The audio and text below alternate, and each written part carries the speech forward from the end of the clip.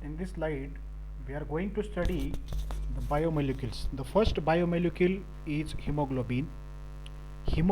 Each hemoglobin or myoglobin unit consists of four heme groups. These four heme groups consists of four iron molecules and four oxygen. This is the oxygen transport protein. Hemoglobin is an oxygen transport protein. It facilitates oxygen transport and it facilitates carbon dioxide also. It has a role as a buffer. It transport NO.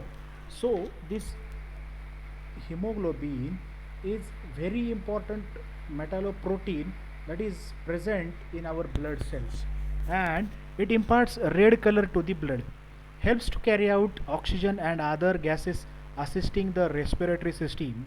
It buffers the blood pH and maintains it to the tolerable limits.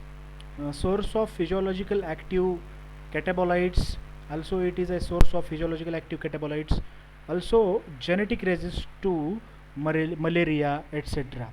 This is the structure of a heme group, where we can say alpha chain, beta chain, and RBC also. So in our next slide we are going to discuss our next biomolecule, that is transferrin. Transferrin are iron binding blood plasma glycoproteins that controls the level of free iron in biological fluids. Human transferrin produced in the liver is encoded by the TF gene and as a glycoprotein.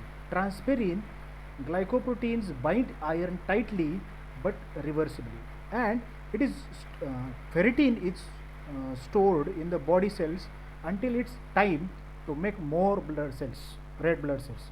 The ferritin then binds to another substance, that is transferrin.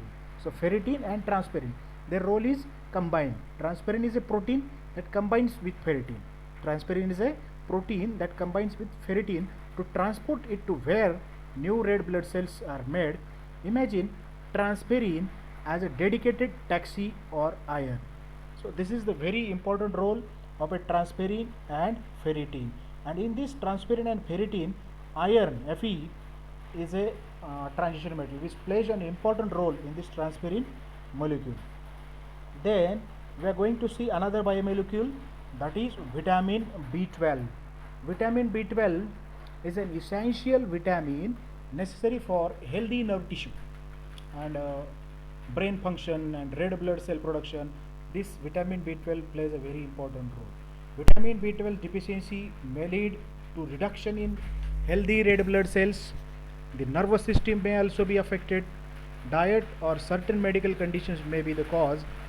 So vitamin B12 is very essential biomolecule, and in this vitamin B12, cobalt is a transition metal which plays important role to perform the functions. Then in next slide we can conclude or we can summarize transport and storage proteins: transferrin, ferritin, metallothionein, where iron and zinc plays important role. O2 binding and transport proteins: myoglobin, which is made up of iron metal; hemoglobin, which consists of iron metal; hemerythrin, also iron; hemocyanin, copper. Then hydrolase, carbonic anhydrase, consists of zinc; carboxypeptidase consists of zinc. Then next type of metalloproteins are oxidoreductases. Alcohol dehydrogenase consists of zinc. Superoxide dismutase consists of copper, zinc, manganese, and nickel.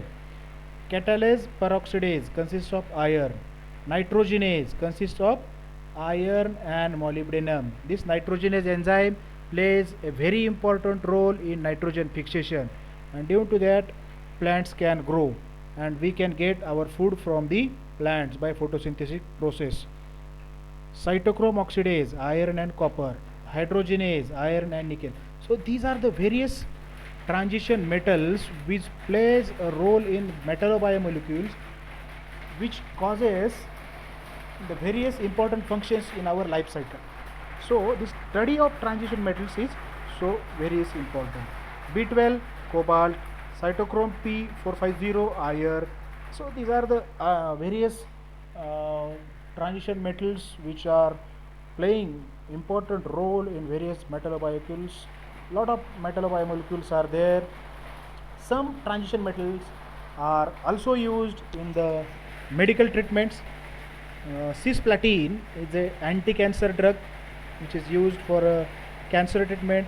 Sodium orothiomyelate is also an anti-cancer drug where gold is used as a central gold is transition metal which is used in this medicine. So ruthenium is also playing a role in the anti-cancer drug.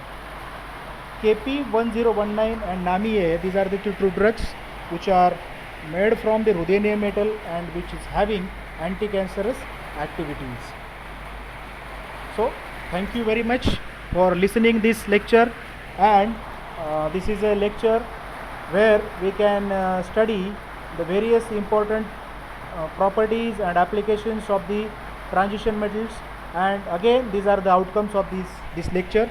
After this lecture we can say why the geometry is tetrahedral and square planar, that we can predict which kind of isomerism that complex is belonging, that we can also predict.